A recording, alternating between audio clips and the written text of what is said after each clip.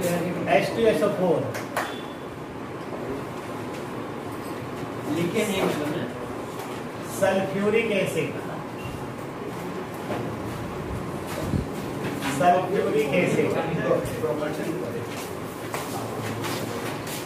Sulphuric acid. अगर हम लोग सल्फ्यूरिक एसिड की बात करते हैं तो सल्फ्यूरिक एसिड में देखिए क्या कहते हैं। सबसे पहली चीज जो है have wide application, have wide application. कहाँ कहाँ? In industry, in industry, laboratory, that's why it is also called king of chemical। एक नंबर का ये भी क्वेश्चन हो गया कि H2SO4 का जो है नाम हम लोग क्या बोलते हैं? किंग ऑफ केमिकल भी कहते हैं। Manufacture of H2SO4। और ये है आपका contact process, contact process, contact process है। प्रिपरेशन में हम लोग कॉन्टैक्ट प्रोसेस पढ़ेंगे और इट इन्वॉल्व्स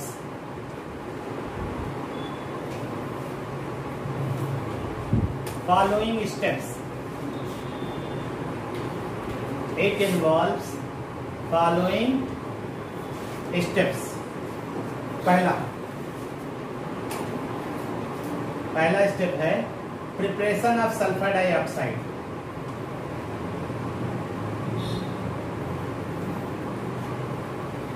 सल्फर डाइऑक्साइड, ठीक।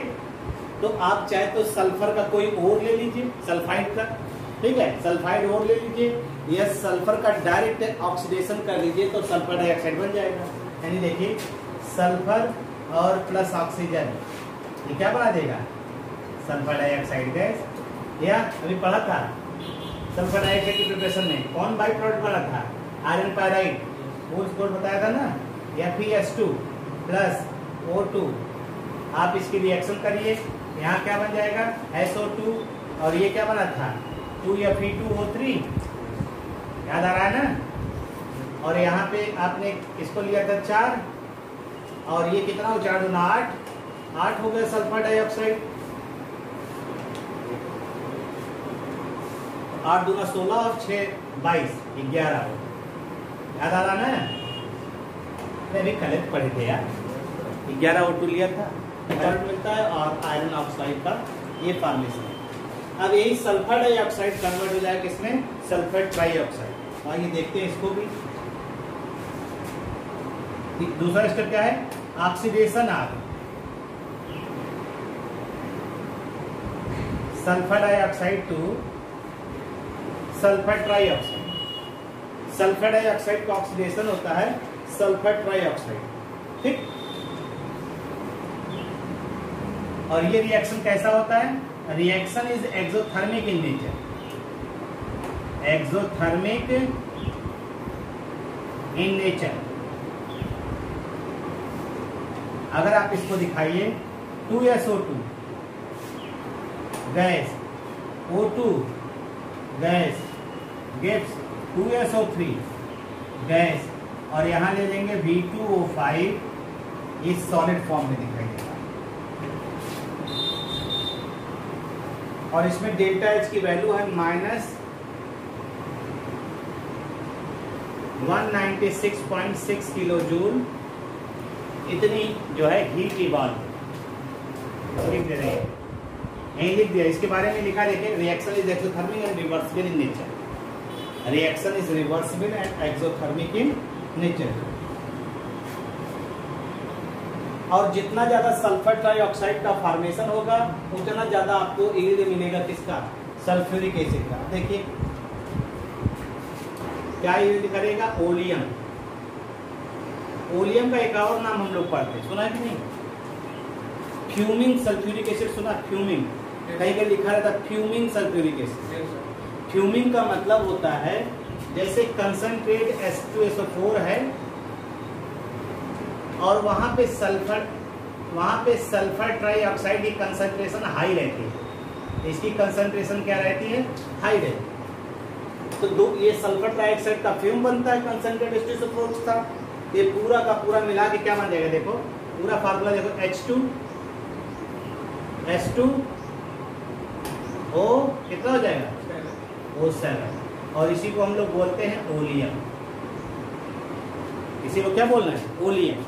तो ये आपका देखिए absorption of sulphur trioxide by H2SO4, तो क्या बनाएगा? ओलियम। ओलियम को ही आपने नाम क्या दिया है? Fuming sulphuric acid. ठीक है, इसी को हम लोग क्या नाम देते हैं? फ्यूमिंग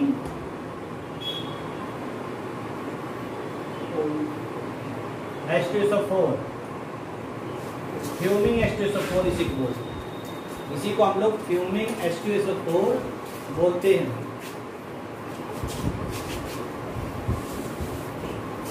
ठीक है भाई, तो आप इसी को दिखा दीजिए। तो यहाँ पे SO3 है और प्लस H2SO4, ये आपका हो गया। SO3 के साथ H2SO4 हमने यहाँ जोड़ के दिखाया ही है। क्या बन जाएगा आपका? H2S2O7, इसी को हम लोग बोलते हैं ओलियम। तो ये तीसरा स्टेप है।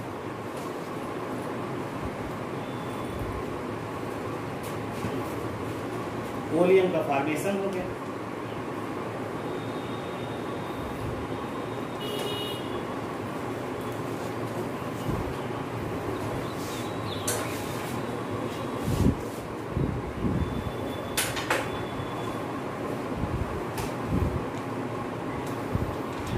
इसे हम लोग जो ऑक्सीडेशन है, ये कैटालिटिक ऑक्सीडेशन है। इसे क्या कह रहे हैं? ध्यान दीजिएगा, ये कैटालिटिक ऑक्सीडेशन कैटलिस्ट के प्रेजेंस में हो रहा है। कैटालिटिक ऑक्सीडेशन और कैसा नेचर है? एक्सोथर्मिक है और रिवर्सिबल इन नेचर। तो इसका मतलब है रिएक्शन का की रिएक्शन यही हो गया। H2SO4 के फॉर्मेशन का की रिएक्शन कौन सा होगा? ये। क्यों? क्योंकि इस पे हम लोग लीच एडियल प्रिंसिपल अप्लाई कर सकते हैं, क्योंकि ये रिवर्सिबल है। और जब रिवर्सिबल होगा तो हम ये बताएंगे अगर सल्फर ट्राइऑक्साइड जितना ज़्यादा प्रोड्यूस होगा हमारा ओलियम उतना ज़्यादा बनेगा, और जितना ज़्यादा ओलियम बनेगा H2SO4 उतना आसानी से बन जाएगा। क्योंकि अब इसकी पानी से रिएक्शन करा देंगे, पानी से रिएक्शन करा देंगे, वो कितना हो जाएगा? 8 हो जाएगा और 2 भाग में टूट जाएगा, यानी H2SO4 के 2 मॉलिक्यूल बन जाएंगे। यही करना है।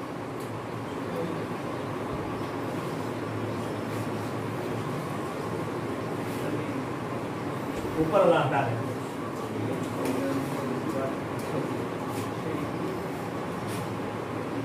डाइल्यूशन, चौथा स्टेप क्या है? Dilution of oleum. Dilution of oleum with water. Oleum का डाइल्यूशन कर दीजिए वाटर के साथ। तो ओलियम का डाइल्यूशन अगर वाटर के साथ करेंगे तो क्या होगा? देखिए आपका जो H2S2O7 है, अगर ये पानी के साथ इसका इंटरेक्शन कराएंगे तो हमारा बन जाएगा 2H2SO4। 2H2SO4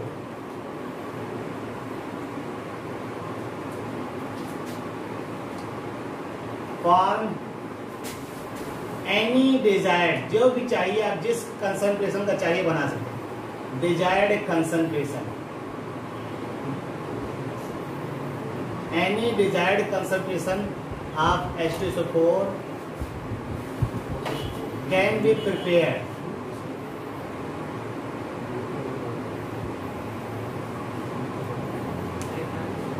मतलब H2SO4 की कंसंट्रेशन अगर हम मान लीजिए 84% चाहते हैं तो 84% बनाए।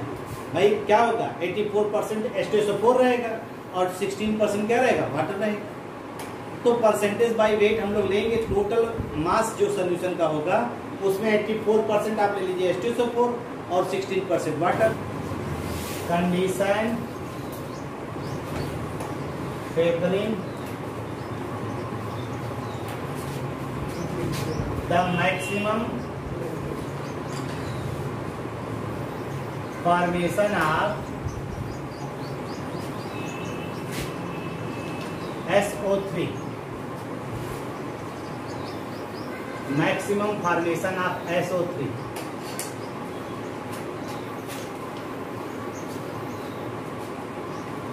ठीक है, SO3 का फॉर्मेशन देखेंगे। तो आइए देखते हैं जो की स्टेप है, the key step for contact processes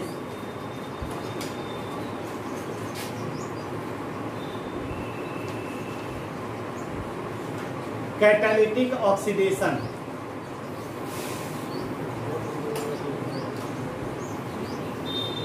of sulphur dioxide two sulphur trioxide, ये की स्टेप। ठीक है, मतलब मेन प्रोसेस, मेन स्टेप है, क्योंकि जितना ज्यादा SO3 प्रोड्यूस होगा उतना ज्यादा ओलियम बनेगा, और जितना ज्यादा ओलियम बनेगा उसी प्रोपोर्शन में हमारा H2SO4 भी क्या होगा, प्रोड्यूस होगा। तो देखिए आपने रिएक्शन पे यही लिखा था ना, 2SO2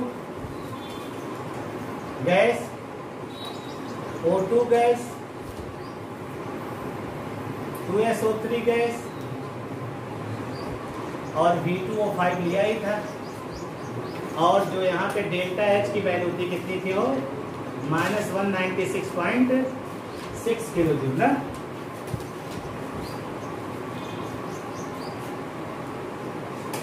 हो गया भैया।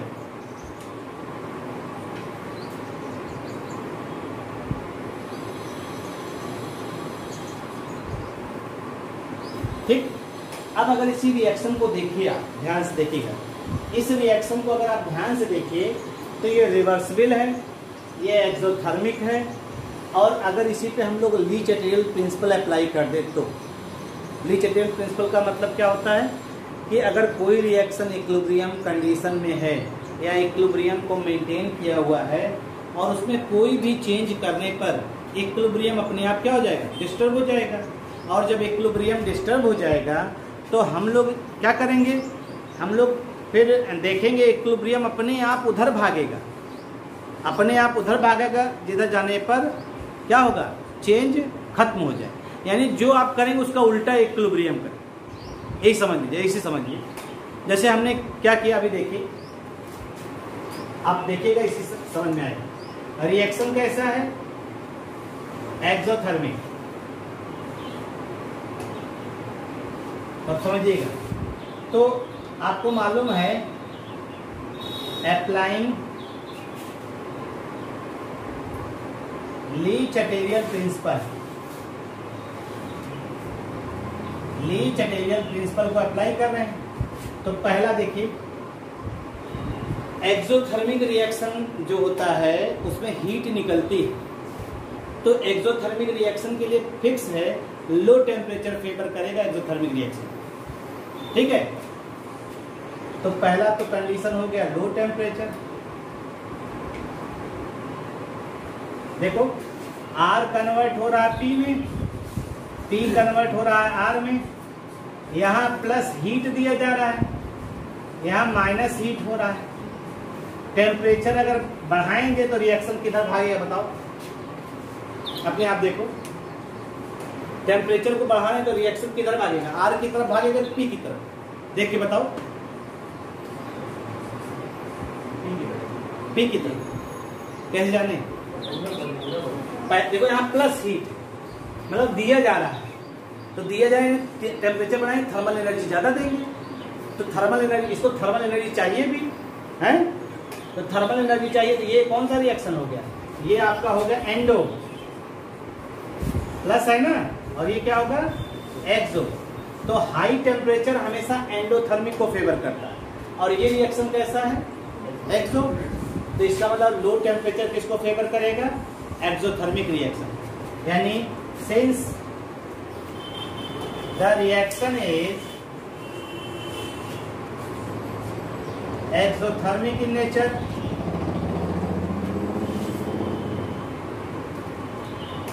That's why low temperature favors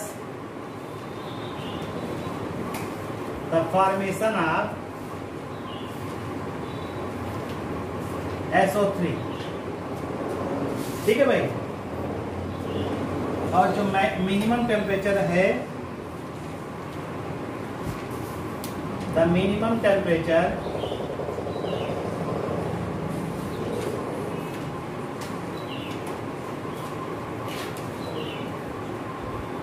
कितना है 720 केल्विन एज ऑप्टिमम टेम्परेचर इसका।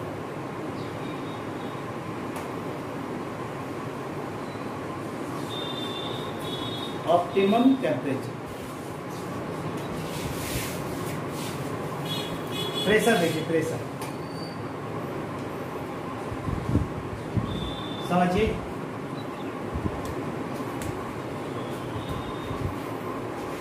प्रेशर की बात अगर हम लोग यहां पे कर रहे हैं तो प्रेशर समझिएगा। प्रेशर की बात करें तो प्रेशर और वॉल्यूम में क्या संबंध होता है? कौन सा लॉ है? इनवर्सली। प्रेशर और वॉल्यूम इनवर्सली प्रोपोर्शनल होते हैं। ये कौन सा लॉ है? Boyle's law. Boyle's law. Pressure और वॉल्यूम एक दूसरे के इनवर्स होते हैं, ये बॉयल्स लॉ। तो अगर हम यहाँ पे देखें, इसको हम लोग मान लें, देखो गैस, गैस का वॉल्यूम है, इसे मान लिया 2V, इसे मान लिया 1V, इसे मान लिया 2V। जितना मोल है उतना वॉल्यूम मान लिया गैस का। गैस के 1 मोल का वॉल्यूम 1 मोलर वॉल्यूम होता है। तो 2 मोल है 2V कर दिया, 1 मोल है तो 1V कर दिया, 2 मोल बना 2V कर दिया। ठीक। तो प्रेशर बढ़ाने पर इक्विलिब्रियम किधर भागेगा? कम हो। जिधर नंबर ऑफ मोल्स डिक्रीज करें, जिधर वॉल्यूम कम हो रहा है। तो इसका मतलब है हमें दूसरे के लिए क्या चाहिए? High pressure. अगर आप प्रेशर को इंक्रीज करेंगे तो रेट ऑफ फॉर्मेशन जो है, rate of formation of SO3 increase करेगा, because high pressure favours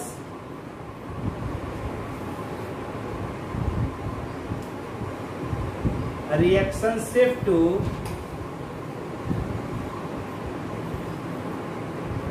that direction, reaction shift to that direction where the number of moles क्या होंगे? कम होगा। Where the number of moles decreases.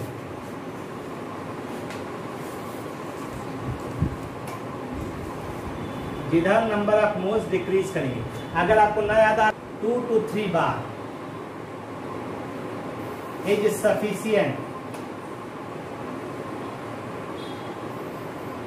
For oxidation.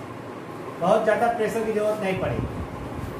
मतलब ये oxidation वैसे भी चूंकि एनर्जी फेवरेबल बता रहा है ना, डेल्टा एच की वैल्यू माइनस में है ना, डेल्टा एच की वैल्यू माइनस में, नेगेटिव वैल्यू का हमेशा रिएक्शन बताती है फेवरेबल। तो इसलिए इसमें प्रेशर के बहुत ज्यादा रोल नहीं है। हल्का सा 2-3 बार प्रेशर कर दीजिए, आपका रिएक्शन वैसे भी फेवरेबल है तो हो जाएगा रिएक्शन होने। आपने कहा सल्फर ट्राइऑक्साइड बन गया ना, आपने इसको जो है किस पे मिला दिया? H2SO4 में ना। तो ये क्या बन गया? ओलियम। ध्यान दीजिएगा, फिर पानी मिला दिया, H2SO4 बन गया ना। कोई दिक्कत? अगर हम डायरेक्ट यहीं से पानी मिला दें तो यहीं पे H2SO4 बन जाएगा। तो फिर हम ये प्रोसेस इस्तेमाल क्यों नहीं करते? ये वाला क्यों यूज करते?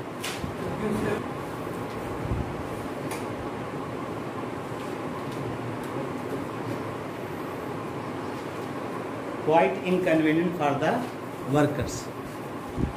तो हमने क्या कहा? ध्यान दीजिएगा, हमने कहा क्यों यस इस डायरेक्ट ये प्रोसेस अप्लाई नहीं कर पा रहे, तो हमने बताया कि आप SO3 को डायरेक्टली आप एब्जॉर्ब वाटर में नहीं करा पाते, क्योंकि H2SO4 का फॉर्मेशन के दौरान जो है यहाँ पे डेंस फॉग ऑफ एसिड का फॉर्मेशन हो जाएगा, और जिसकी वजह से जो भी इसमें काम करेगा या जो भी इसका यूज करेगा उसको क्या होगी, दिक्कत, परेशानी होगी। अब वो दिक्कत और परेशानी कैसी होगी ये मायने नहीं रखता। इनकन्वीनियंट, कलरलेस,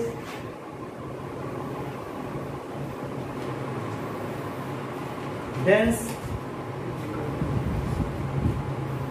विस्कस, लिक्विड,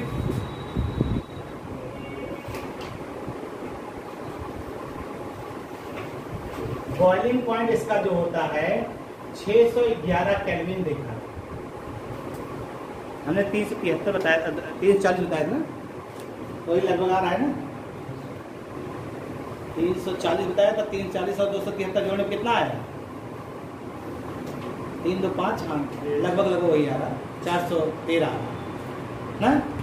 तो ये जो है 611 केल्विन दे रहे, 611 केल्विन जो हाई, देखिए इसका बॉइलिंग पॉइंट बहुत ज्यादा है, टू हाई, तो हाई विस्कोसिटी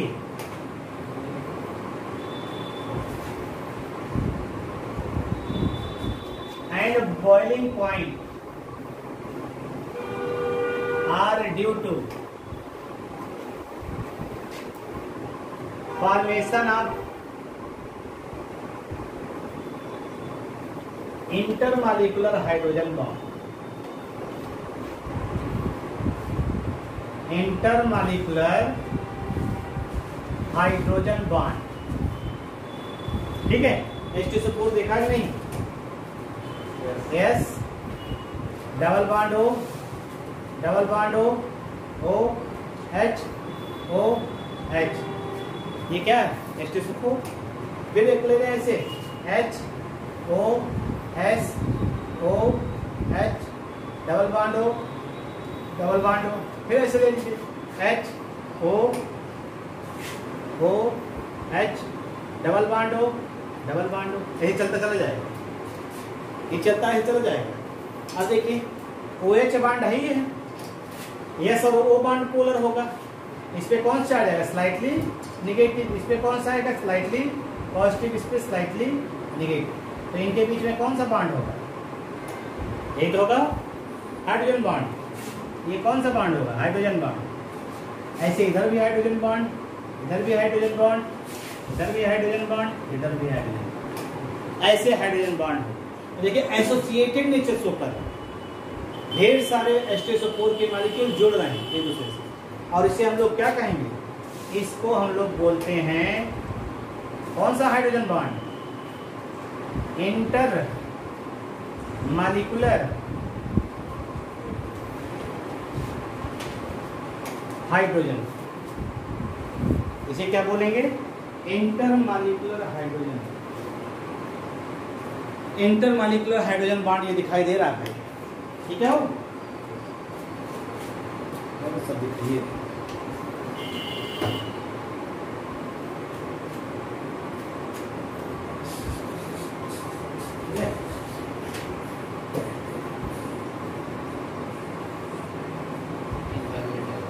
ठीक है।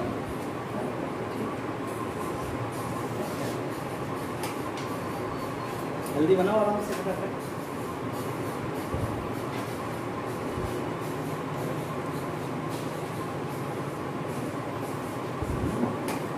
ताली वाली कहावत है, जब इंटरमॉलिक्यूलर हाइड्रोजन बॉन्ड होगा तो मॉलिक्यूल एसोसिएटेड नेचर शो करेंगे, और जब एसोसिएटेड नेचर शो करेंगे तो उसकी विस्कोसिटी क्या हो जाएगी, ज्यादा। और जब मॉलिक्यूल ढेर सारे मिलकर के हैवी मॉलिक्यूल बनाएंगे तो मॉलिक्यूलर वेट भी बढ़ जाएगा, और मॉलिक्यूलर वेट बढ़ने की वजह से भी बॉइलिंग पॉइंट क्या हो जाएगा, ज्यादा। तो हाइड्रोजन बॉन्ड भी है, मॉलिक्यूलर वेट भी हाई हो जाएगा, पॉलीमरी की नेचर हो जाएगा, तो इस वजह से इसका बॉइलिंग पॉइंट क्या हो जा रहा है, हाई हो जा रहा है। कहा जाता है जो H2SO4 की कंसंट्रेशन है, जो H2SO4 की कंसंट्रेशन है वो हम लोग जो है डाइल्यूट करते हैं। तो डाइल्यूट करने में थोड़ा प्रोसेस चेंज करते हैं। जैसे ये है और ये H2SO4 है और ये पानी है, इसको इसमें डिप कर रहे हैं या इसको इसमें कर रहे हैं, कौन सी प्रोसेस सही है? H2SO4 में पानी डालें हैं? नहीं, पानी में H2SO4 को डालें। क्यों? ये वाला प्रोसेस सही, ये वाला प्रोसेस क्या है? क्यों?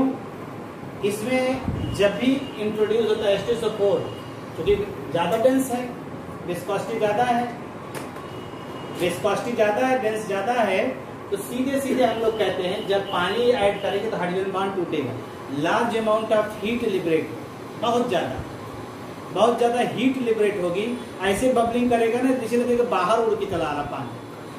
ठीक है, तो इसलिए जब पानी को H2SO4 में ना मिला करके H2SO4 को पानी मिलाएंगे तो H2SO4 का अमाउंट धीरे धीरे जाएगा, वहां भी चिड़चिड़ाने की आवाज आएगी, चेयरिंग की आवाज आएगी। ठीक है, लेकिन वो इतनी कम एनर्जी रहेगी कि वो बबलिंग करने की पॉसिबिलिटी नहीं रहेगी। और इसमें तो बबलिंग करके कभी कभी इंसिडेंट भी होता है और बाहर निकल जाता है, जो उसके संपर्क में आते हैं वो कहीं ना कहीं प्रभावित भी होते। ठीक है ना, ये चीजें को कर डालिए, इसे छोड़ देते हैं, इतनी बातों को रीड कर लीजिए, बाकी की बातें नेक्स्ट डे। Thank you.